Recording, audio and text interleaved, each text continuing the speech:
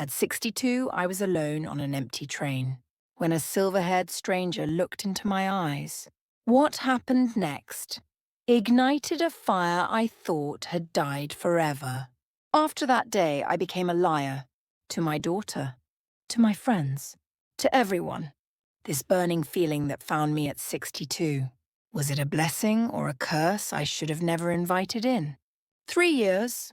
That's how long I'd been alone since losing my husband, Richard.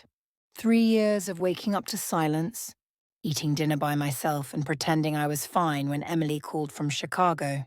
That Tuesday morning, I boarded the 9 a.m. train to visit her. The car was nearly empty. I found a window seat, pulled out my book, and tried to focus on the words that kept blurring together. "May I sit here?" I looked up. A man stood in the aisle, silver-haired, kind eyes creased at the corners. Mid-60s, maybe. A gentle smile that somehow made my heart skip. "Of course," I heard myself say. He settled into the seat across from me. David, he introduced himself. Retired architect, heading to see his son in Chicago. "Caroline," I replied, "going to see my daughter." And just like that, we started talking. Not the polite small talk strangers make. Real conversation. He told me about losing his wife 5 years ago to cancer. How he still set 2 coffee cups out every morning before remembering. How the house felt too big, too quiet, too full of memories. I understood every word. I understood completely. An hour passed. Then 2. The conductor came through, barely glancing at us. The car remained empty except for one elderly man sleeping 3 rows back. David moved to the seat beside me, said it was easier to hear me that way. But I knew. We both knew. Somewhere past Toledo, his hand brushed against mine on the armrest. Neither of us pulled away. His fingers slowly, deliberately laced through mine. My heart was pounding like I was 17 again. What is happening to me? I'm 62 years old, for heaven's sake. I shouldn't be feeling this. But I was feeling everything I thought had died with Richard. He turned to look at me. Really look at me. The way Richard used to look at me on our honeymoon, before decades of familiarity, made us take each other for granted. This look was different. Hungry. Desperate. Alive. "Caroline," he whispered. "I don't know what's happening here, but I haven't felt anything like this in 5 years. I thought that part of me was gone forever." "I know," I breathed. "I know exactly what you mean." His hand came up to my face, thumb tracing my cheekbone, then down to my jaw. So gentle, yet I could feel him trembling. When was the last time someone had touched me like this? With tenderness, yes, but also with need, with want. "May I kiss you?" he asked, his face inches from mine, his breath warm against my lips. I couldn't speak. My throat was tight with anticipation, with fear, with a longing so intense it hurt. I just nodded. The kiss was soft at first, tentative, his lips barely brushing mine. Then something broke open between us. 3 years of my loneliness, 5 years of his grief. All of it poured into that kiss like a dam bursting. My hand went to his chest, feeling his heart hammering beneath my palm. His arms pulled me closer, and suddenly, I was kissing him back with an intensity that shocked me. My fingers tangled in his hair. His hand slid to the small of my back, pressing me against him. This wasn't the careful, comfortable intimacy of a long marriage. This was raw, desperate, new. We broke apart, both breathing hard. The train rattled on. The old man 3 rows back was still snoring. Outside, farmland rushed past in a blur. This is insane. You don't do things like this. You're a respectable woman. A grandmother. David glanced toward the back of the car, then back at me. His eyes were dark with something I recognized because I felt it too. That pull, that desperate need. "Come with me," he whispered. And I did. I followed him to the back of that train car, my heart pounding, my whole body alive with wanting. What happened in that small space changed everything. We crossed a line we could never uncross. In those stolen minutes, with the train swaying beneath us and the world rushing past outside, we found something we'd both thought was lost forever. When we finally returned to our seats, we were different people, transformed. The weight of what we'd done hung between us, not shame exactly, but wonder, disbelief. And underneath it all, a hunger that hadn't been satisfied, only awakened. We sat in silence for a long time, not touching, both staring out the window. Who am I? What have I become? But I already knew the answer. I'd become alive again. Finally he spoke. Caroline, in my whole life, I've never done anything like that. I need you to know that's not who I am. I laughed a little breathlessly. Neither have I. I don't even know your last name. Your birthday. What you like for breakfast. But somehow, I feel like I know you, he said quietly. Like I've known you forever. Is that insane? Probably. But I feel it too. When we pulled into Chicago Union Station, reality came crashing back. His son would be waiting. My daughter. Our real lives. David stood, gathering his coat. Then he turned to me, and I saw it in his eyes. This wasn't just a moment of madness he could walk away from. Caroline, he said softly, I need to see you again. Please, could I call you? I should have said no. Should have smiled politely, called it a beautiful moment out of time, and walked away into my safe, quiet, predictable life. Instead, I gave him my number. That night at Emily's apartment, I couldn't sleep. I lay there in her guest room, staring at the ceiling, my body still humming with sensation and memory. You had an affair with a stranger, on a train, at 62 years old. Who are you? But I knew who I was. For the first time in 3 years, I was someone who felt deeply, wanted fiercely, lived fully, instead of just going through the motions. And heaven help me, I wanted more. 2 weeks later, he called. I can't stop thinking about that day, he said. His voice was nervous, raw, honest. About you. About what happened between us. I know it sounds crazy, but Caroline, could we meet somewhere? My hands shook as I held the phone. Yes, I'd like that very much. We chose a small town halfway between Cleveland and Chicago. Neutral ground. A place where nobody knew us. Once a month, we told ourselves. Once a month wouldn't hurt anyone. I told Emily I'd joined a book club. The lie slipped out so easily it frightened me. Is this who I am now? A liar? Someone who sneaks around? That first deliberate meeting at the little cafe on Main Street felt different. Awkward even. In daylight with time to think, we both seemed to realize the enormity of what we'd begun. Should we talk about it? He asked over coffee. The train? I felt heat rise to my face. I don't know. Should we? I just want you to know that's not who I am. I was married for 38 years. I never even looked at another woman. But you. Neither am I interrupted. But I did. We did. And I haven't been able to stop thinking about it. About you. Do you regret it? I looked at this man who'd awakened something in me I thought had died forever. No, I said honestly.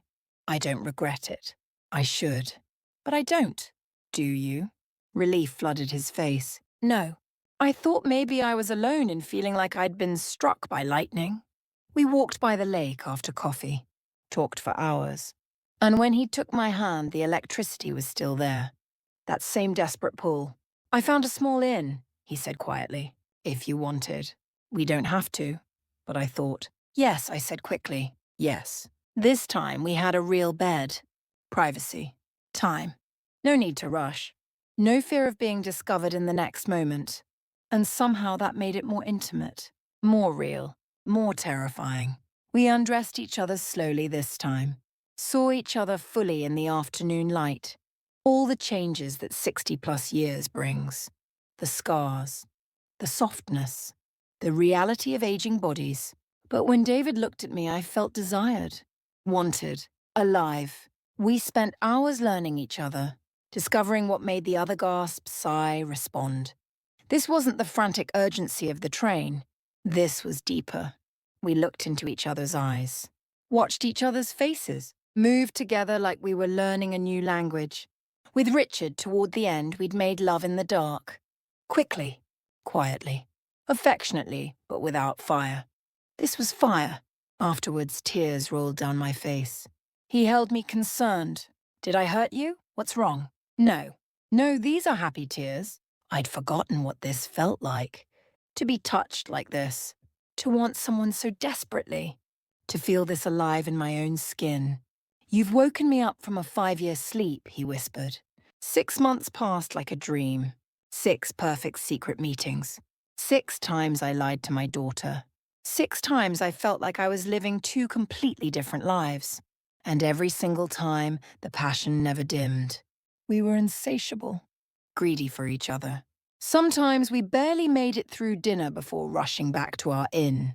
At 62, I was having the most intense, consuming relationship of my life.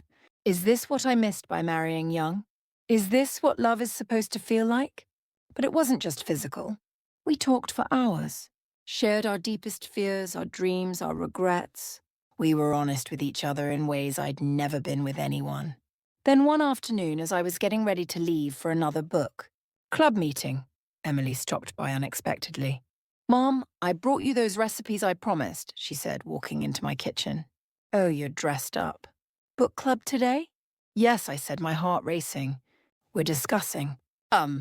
She set her purse down on the counter. Something fell out. A receipt. She bent to pick it up, but I saw what it was before she did. The hotel receipt from last month. The one I'd forgotten in my purse. No. No. Mom? Emily picked it up, read it. Her face changed. The Riverside Inn. I thought your book club meets at the library. The room seemed to tilt. We sometimes. One of the members lives near there, and... The lies were crumbling. I could see it in her eyes. The confusion. The hurt. The realization that her mother had been lying to her for months. Mom, what's going on? Her voice was quiet. Dangerous. Are you seeing someone? Tell her. Just tell her the truth. But I couldn't. The words stuck in my throat. Instead, I said the worst thing possible. It's nothing. It's complicated, honey. I can't. I need to go. I'm late.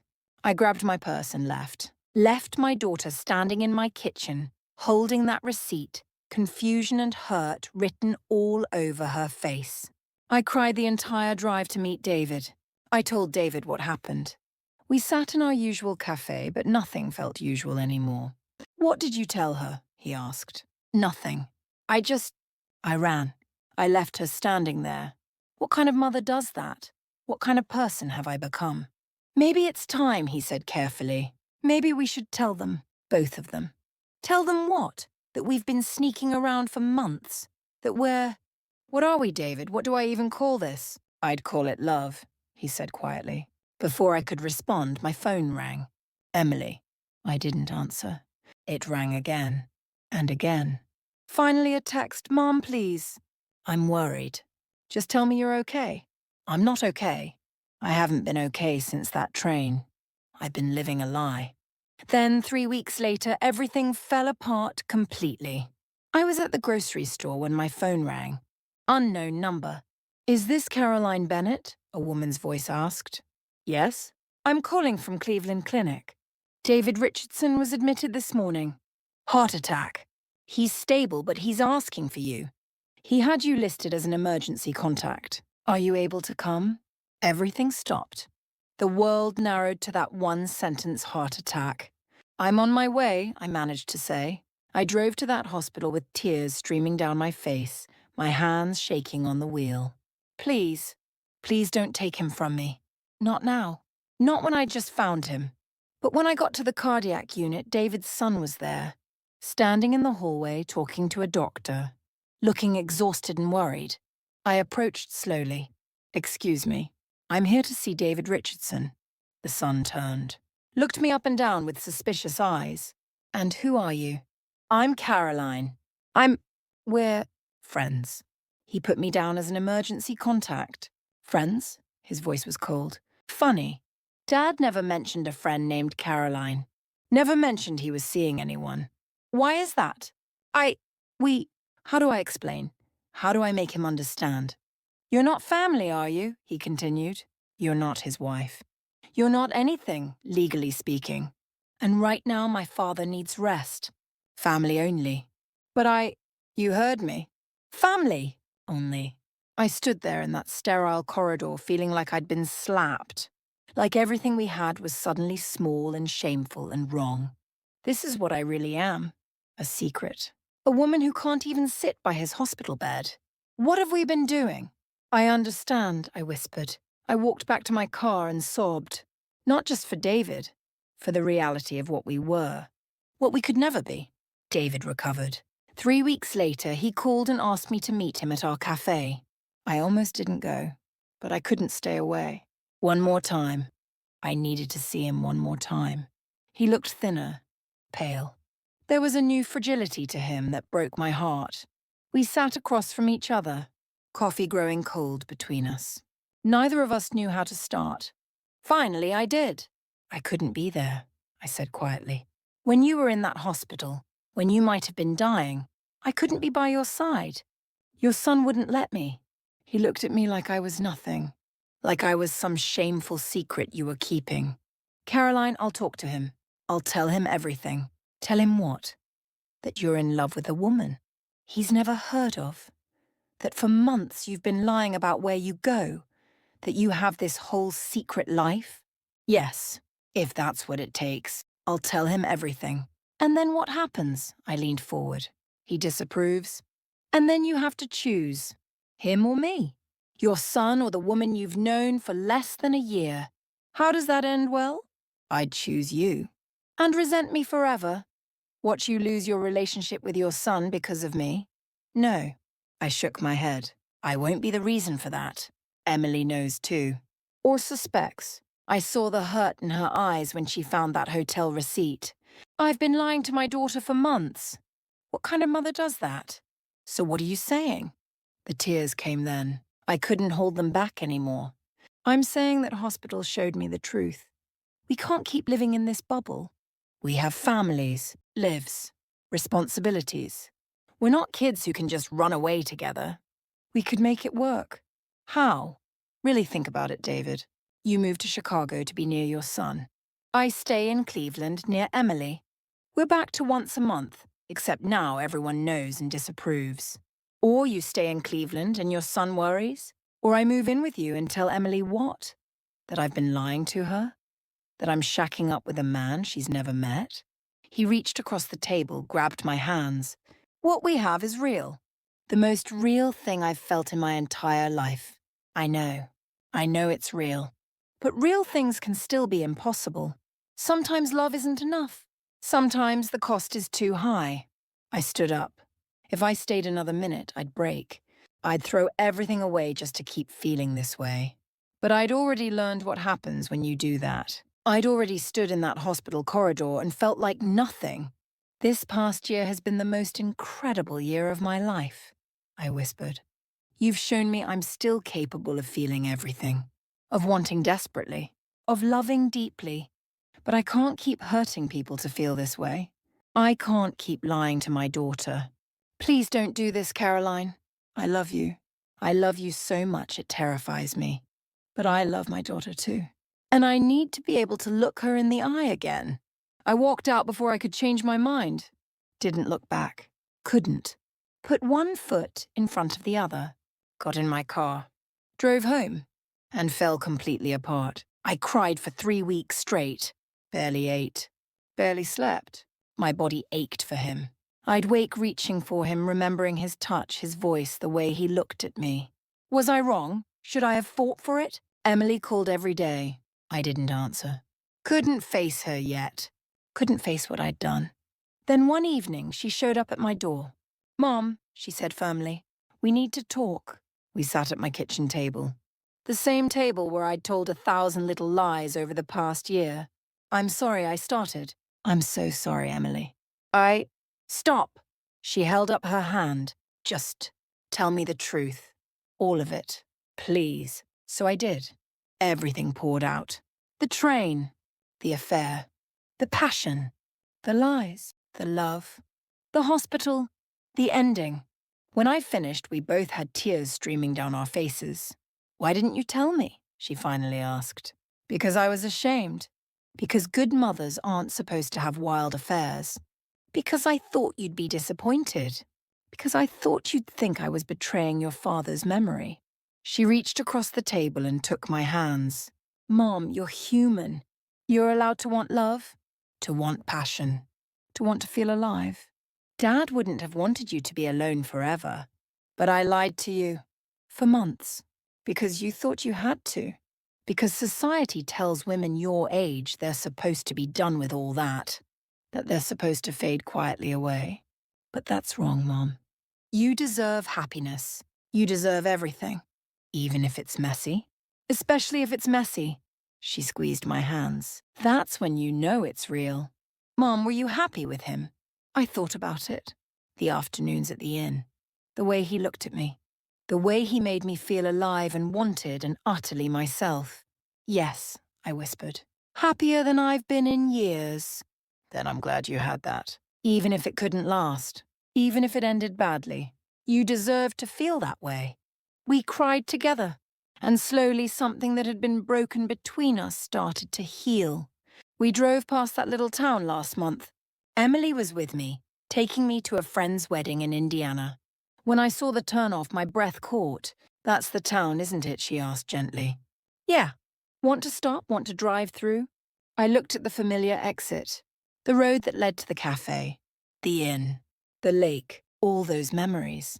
No, I said finally. No, I'm good. But I did look as we passed. Scanned the street for a silver-haired man walking alone. I didn't see him. Maybe he found someone he doesn't have to hide. Maybe he thinks of me sometimes, on random mornings when he pours 2 cups of coffee before remembering.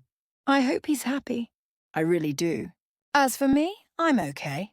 Better than okay, actually. Because for 1 year, I felt passion I didn't know I was still capable of. I felt desire so intense it scared me. I felt alive in my own skin in a way I'd never experienced. At 62, when I thought that part of my life was over forever, I discovered I was still capable of everything. Not just comfortable affection, but raw, desperate, consuming love. The kind that makes you reckless. The kind that changes you forever. No regrets, not one. Because I lived, really truly lived. And late at night, I can still feel his hands on my skin. Still hear his voice whispering my name. Still remember the way we looked at each other, amazed that we could feel this much. That feeling, no one can take that away from me. It's mine. Forever mine. I'm not the same woman who boarded that train 2 years ago. That woman was half alive, going through motions, convinced her story was over. This woman, she knows she's still capable of burning, of feeling, of loving fiercely and completely, even when it's impossible. And maybe that knowledge is the greatest gift of all. Because now I know. At any age, at any moment, life can surprise you. Passion can find you. Love can wake you up. You're never too old to feel everything. Never too old to live. The end. Thank you so much for spending time with me today.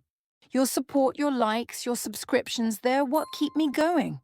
They give me the motivation and passion to bring you more of these stories. Please press the subscribe button and leave a like. It really does make all the difference.